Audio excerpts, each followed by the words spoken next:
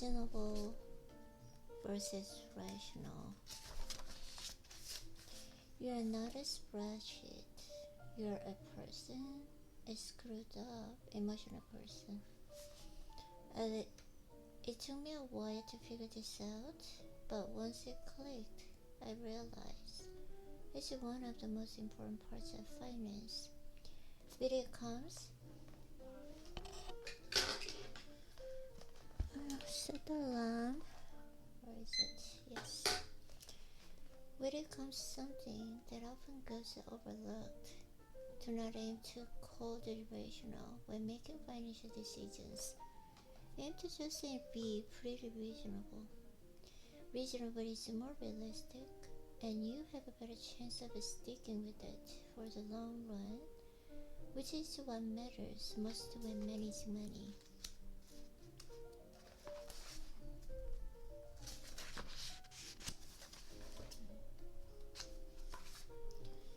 I visualized my grid. If the stock market went way up and I wasn't in it, or if it went way down and I wasn't completely in it, my intention was to minimize my future regret. So I split my contributions in a 50-50 between bonds and equities. The math was on paper. It's a rational strategy, but it's almost absolutely unreasonable. Day trading and picking individual stocks is not the rationale for most investors. The odds are heavily against your success. Josh Brown, who advocates and mostly owns diversified funds, once explained why he also owns a smattering of the individual stocks. I'm not buying individual stocks because I think I'm going to generate alpha performance. Just I just love stocks and have ever since I was 20 years old. And it's my money. I get to do whatever. Quite reasonable. Acting on investment forecast is dangerous. But I get why people try to predict what will happen next year. It's a human matter. It's reasonable. Jack Bogle, the late founder of Vanguard, spent his career on the crusade to promote the low-cost and passive index investing. Surprise! Things that have never happened before happen all the time.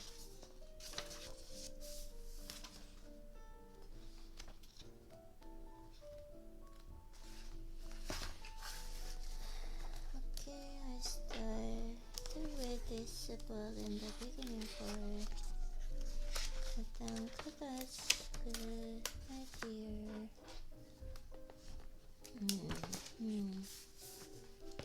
Be careful who you praise and admire. Be careful who you look down upon and wish to avoid becoming. Some people are born into families that encourage education, others are against it. Some are born into flourishing economies, encouraging of entrepreneurship. Others are born into war and destitution. I want you to be successful and I want you to earn it, but realize that not all success is due to hard work, and not all poverty is due to laziness. Keep this in mind when judging people, including yourself.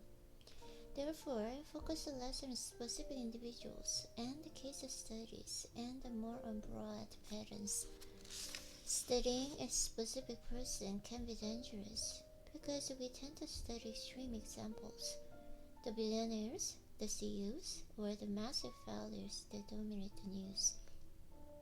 And extreme examples are often the least applicable to other situations, given their complexity.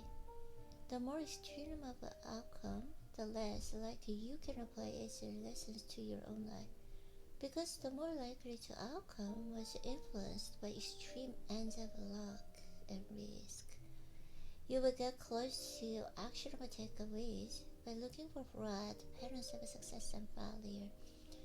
The more common the pattern, the more applicable it might be to your life. Trying to emulate Warren Buffett's investment success is hard because his results are so extreme that the role of luck in his lifetime performance is very likely high, and the luck isn't something you can reliably emulate. By realizing it, as we will see in chapter 7, the people who have a control over their time to tend to be happier in life is a broad and a common enough observation that you can do something with it. Success is a lousy teacher. It seduces and smart people into thinking they can't lose.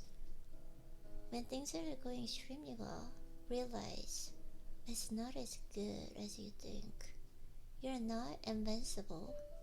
And if you acknowledge that luck brought you success, then you have to believe in your luck's cousin, risk, which can turn your story around just as quickly. But more important is that as much as we recognize the role of luck in success, the role of risk means we should forgive ourselves and leave room for understanding when judging failures. Nothing is as good or as bad as it seems. Now let's look at the stories of two men who pushed their lucks.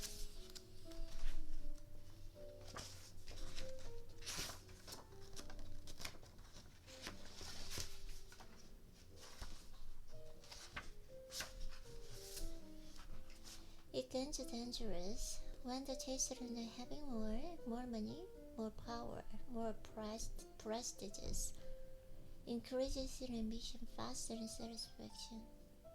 In that case, one step forward pushes an goalpost 2 steps ahead.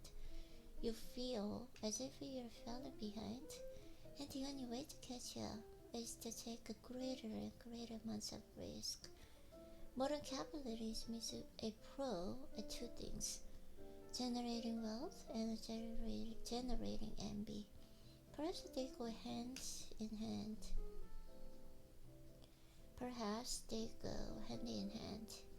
Wanting to surpass your peers can be the fear of hard work. But life isn't any fun without a sense of enough.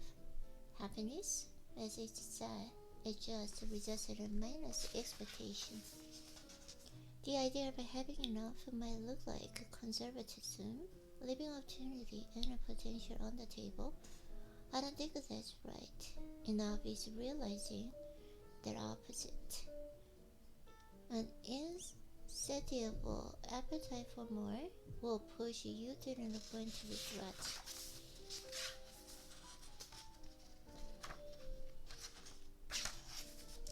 More than 2,000 books are dedicated to how Warren Buffett built his fortune. Many of them are wonderful, but if you pay enough attention to the simplest fact, Buffett's fortune is due to just being a good investor, but being a good investor since he was literally a child.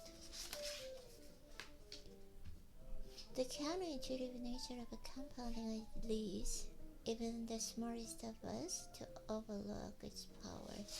In 2004, Bill Gates created Seismic Storage.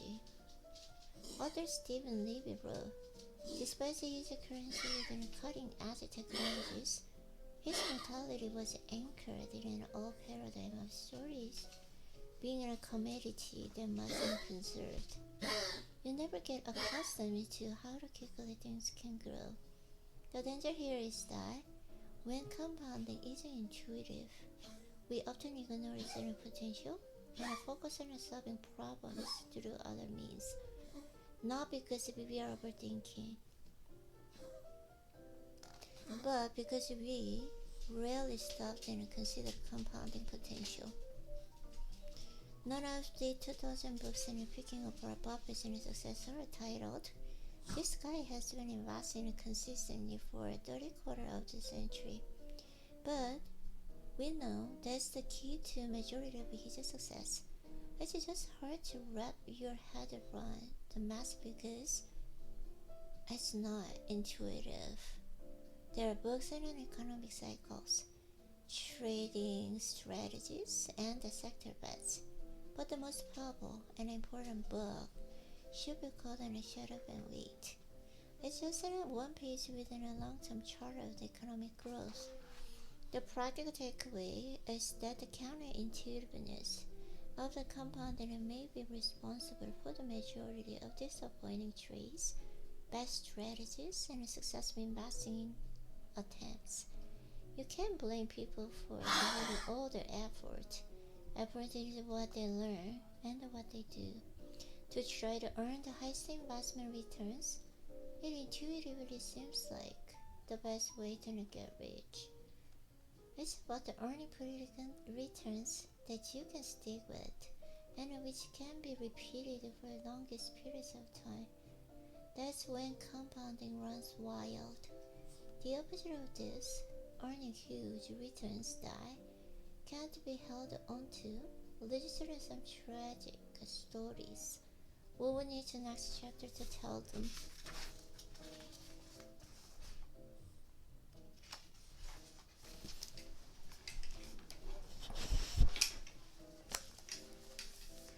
There are a million ways to get wealthy and plenty of books on how to do so. But there's only one book stay wealthy. It's a combination of frugality and paranoia. And that's a topic we don't discuss enough. Compounding doesn't rely on earning big returns. Merely good returns are sustained, uninterrupted for the longest periods of time. Especially in time of chaos and havoc, will always win. A plan is only useful if it can survive reality. And a future filled with unknown is everyone's reality. A good plan doesn't pretend that it is weren't true. It embraces it, emphasizes in room for error. The more you need specific elements in a plan to be true, the more fragile your financial life becomes.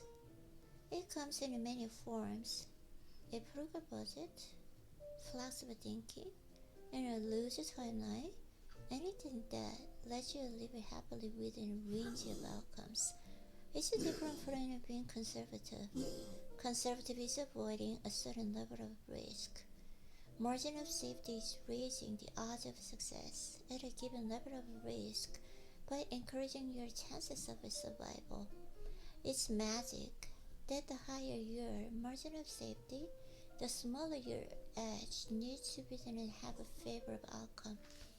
Optimism is usually defined as a belief that things will go well, but that's an incomplete. Sensible optimism is a belief that odds are in your favor, and over time things will balance out to good outcome, even if what happens in between is filled with misery. And in fact, it will be filled with misery. You can be optimistic that the long-term growth and trajectory is up and to the right, but equally sure the road between now and then is filled with landmines, and always will be. Those two things are not mutually exclusive. Tails, you win.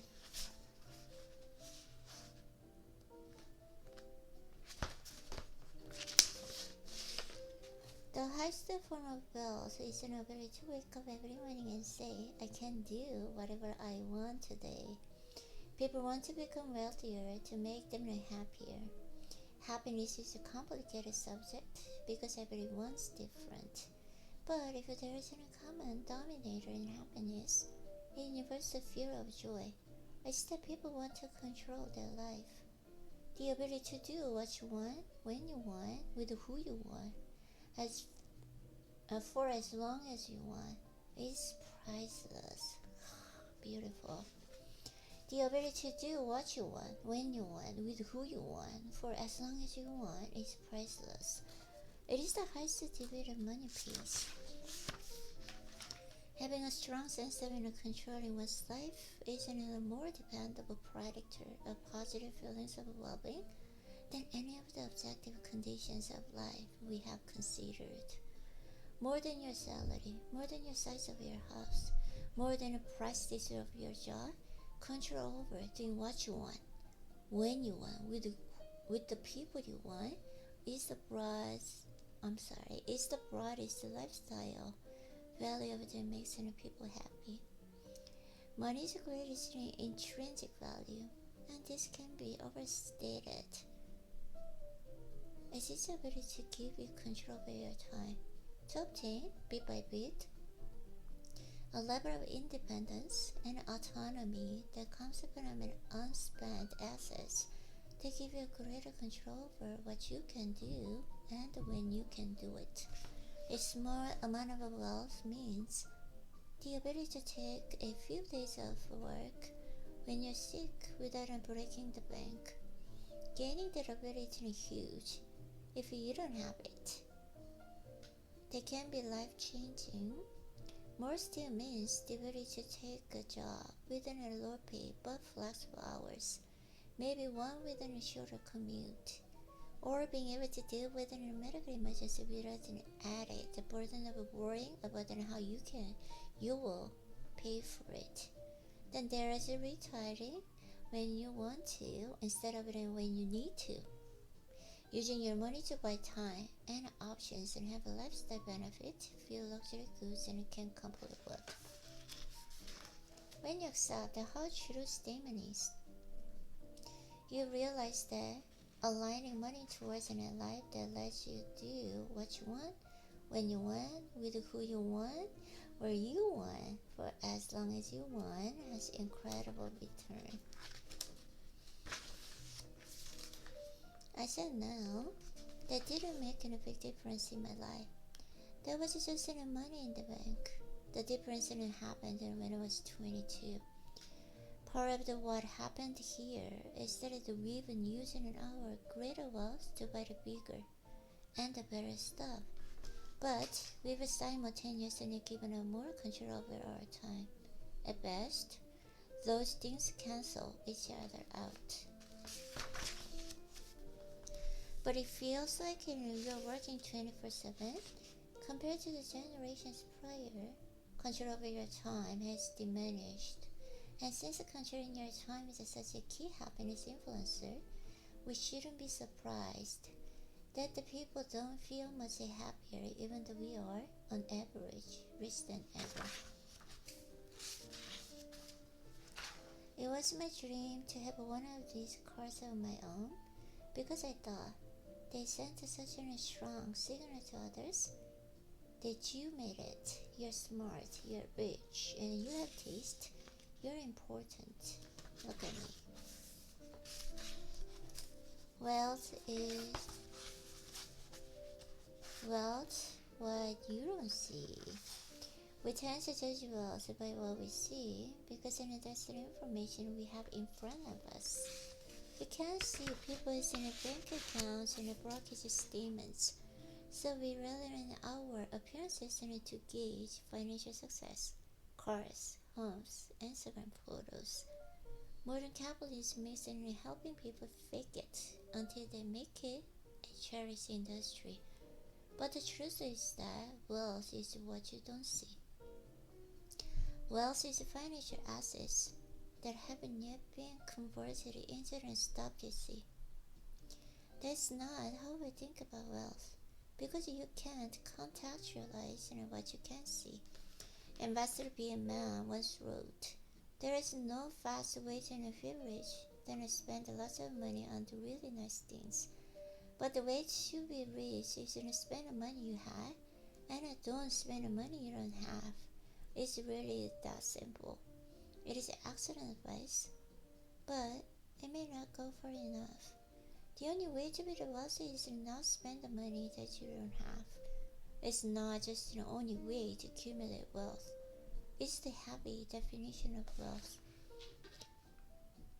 We should be careful to define the difference between wealthy and rich. It is more than semantics. not knowing the difference in your source of countless and poor money decisions. Riches in a current income. Someone driving in a 1,100 car is almost certainly rich. Because even if they purchase car with that, you need a certain level of income to afford the monthly payment. Same with those who live in a big homes. It's not hard to spot rich people. They often go out of their way to make themselves known, but wealth is hidden. It's income not spent. Wealth is an option, not just taken to buy something later. Its value lies in offering you options, flexibility, and growth in one day purchase more stuff than you could right now. Exercise is like being rich, you think? I did the work, and I now deserve to treat myself than a big meal. Wealth is turning down the treadmill and actually burning net calories. It's hard and it requires self-control, but it creates a gap between what you could do and what you choose to do that occur to you over time. The problem for many of us is that it is easy to find rich role models. It's harder to find the wealthy ones because of definition their success is more hidden. There are, of course, wealthy people who also spend a lot of money on stuff, but even in those cases, what we see is in their richness, not their wealth. We see the cars they chose to buy and perhaps in a school they choose to send their kids to. We don't see the savings, retirement accounts, or investment portfolio. We see the homes that they bought, not the homes that they could ever buy had they stressing themselves in. The danger here is that I think most people, deep down, want to be wealthy. They want freedom and flexibility, which is what financial assets, not you spending, can give you. But it is just so ingrained in us that to have money is to spend the money, that don't get to see the restraint it takes and actually be wealthy. And since we can see it, it's hard to learn it. Imagine how hard it would be to learn how to write if you couldn't read and watch the great authors. Who would be your inspiration? Who would you admire? Whose nuances and tricks and tips and would you follow? It would make something that is already hard even harder. It's difficult to learn from what you can see, which helps explain why it's so hard for many build wealth. Keep this in mind when calculating judging others' success and setting your own goals. Save money. My observation is that yes, many do. Past a certain level of income people fall into three groups. Those who save, those who don't think they can save, and those who don't think they need to save. This is for letter 2. The first idea is simple, but it's to overlook. Is that feeling wealth and it has a little to do with your income or investment returns, and lots to do with your savings rate. A quick story about the power of efficiency. The same is true with our money. Investment returns can make you rich, but whether an investing strategy will work, and how long it will work for, and whether markets will cooperate is always in doubt. Results are shrouded in uncertainty. Personal savings and frugality, financial conservation, and efficiency. If you view building wealth as something that will require more money and big investment returns, you may become as pessimistic as energy dons in 1970s. If you view it as powered by your frugality and efficiency, the destiny is clearer. Wealth isn't just accumulating leftovers after you spend what you take in. And since you can build wealth without a high income, but have no chance of building wealth without a high savings rate, it's clear which one matters more.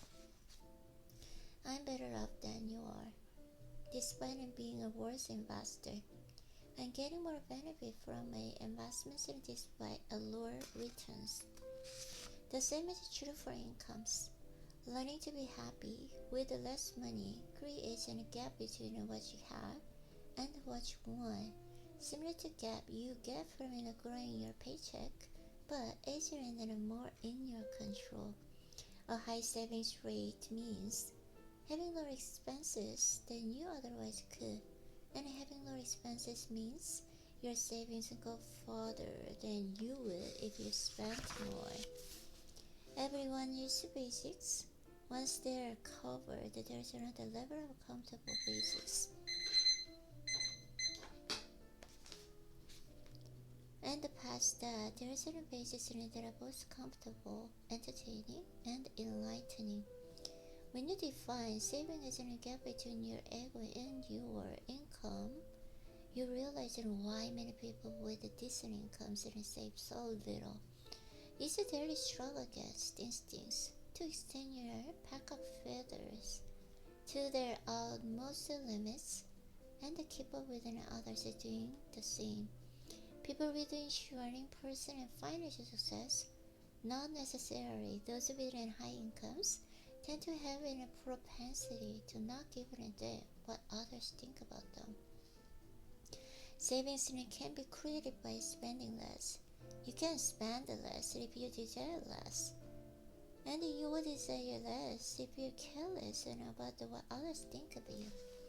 As I argue often in this book, money relies more on psychology than finance. But saving does not require a goal of purchasing something specific. That flexibility and control over your time is an unseen return on wealth. Others say it's incalculable. Savings in a bank that earns 0% interest and might actually generate an extraordinary return if they are given a flexibility to take a job within a lower salary but more purpose, or wait for investment opportunities that come when those without flexibility turn desperate. And the hidden return is becoming more important. If you have a flexibility, you can wait for good opportunities, both in your career and for your investments. You will have a better chance of being able to learn a new skill when it's necessary. You will feel less urged to chase competitors who can do things you can't, and have more leeway to find your passion and your niche at your own pace. At your own pace. You can find a new routine, a slow pace, and think about life with a different set of assumptions. The ability to do those things when most others can is one of the few things that will set you apart in a world where intelligence is no longer a sustainable advantage. Having more control over your time and options is becoming one of the most valuable currencies in the world. That's why more people can, and the more people should, save money. Reasonable and rational. You're not a spreadsheet. You're a person, a screwed up and emotional person. It took me a while to figure this out. But once it clicked, I realized that it's one of the most important parts of finance. Really comes in a setting that often goes overlooked. Do not aim to call it rational when making financial decisions. Aim to just be pretty reasonable. Reasonable is more realistic, and you have a better chance of sticking with it for the long run, which is what matters most when managing money. Less ego, more wealth.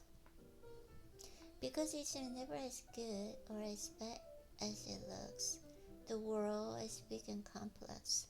Luck and risk are both real and hard to identify. Do so when judging both yourself and others. Respect the power of luck and risk, and you will have a better chance of focusing on things you can actually control. you also have a better chance of identifying the right role models. Let's go. Less ego, more wealth. Saving money is the gap between your ego and your income, and the wealth is what you don't see. So, whether it's created by suppressing what you could buy today in order to have more stuff or more options in the future.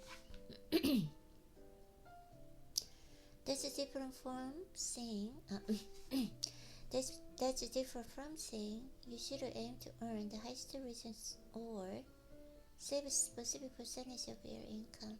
Some people want to live well, unless they're earning the highest returns. Focus Irene.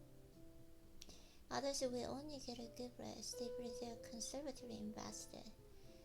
To each their own, but the foundation of does this help me sleep at night is the best universal guide that pose and for all financial decisions. If you want to do better as an investor, the single most powerful things you can do is increase your time horizon. Time is the most powerful force in investing. It makes little things grow big and big mistakes and fade away. It can neutralize luck and risk, but it pushes results closer towards what people deserve. Because a small minority of things can afford the majority of outcomes. No matter what you're doing with your money, you should be comfortable with a lot of stuff not working. This is just how the world is. So you should always measure how you've done by looking at your full portfolio rather than individual investments. Use money to gain control of your time, because not having control of your time isn't such a powerful and universal track on happiness. The ability to do what you want when you want, with you who you want, for as long as you want, pays and a highest dividend exists in finance. Now, one is impressed with your possessions as much as you are. You might think you want a fancy car and nice watch, but what you probably want is respect and admiration.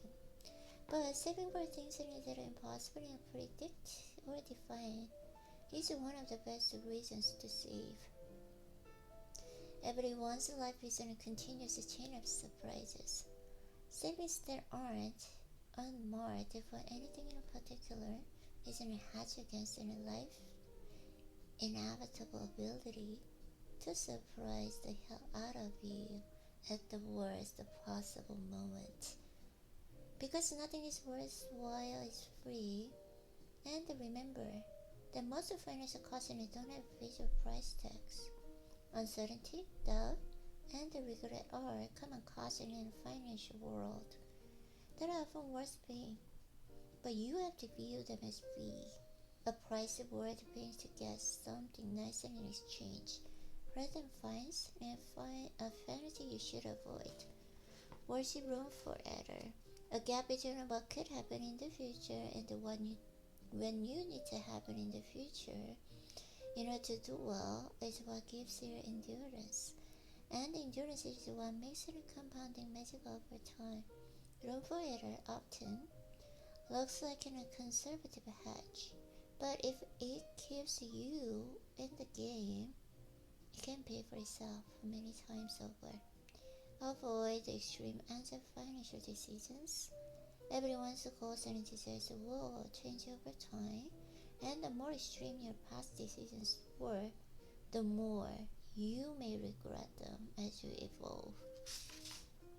Define the game you are playing, and make sure your actions are not being influenced by people playing a different game. Respect the mass. Smart, informed, and reasonable people can disagree in finance because people have vastly different goals and desires. There is no single right answer, just the answer that works for you. There's no single right answer, just the answer that works for me. Now let me tell you what works for me.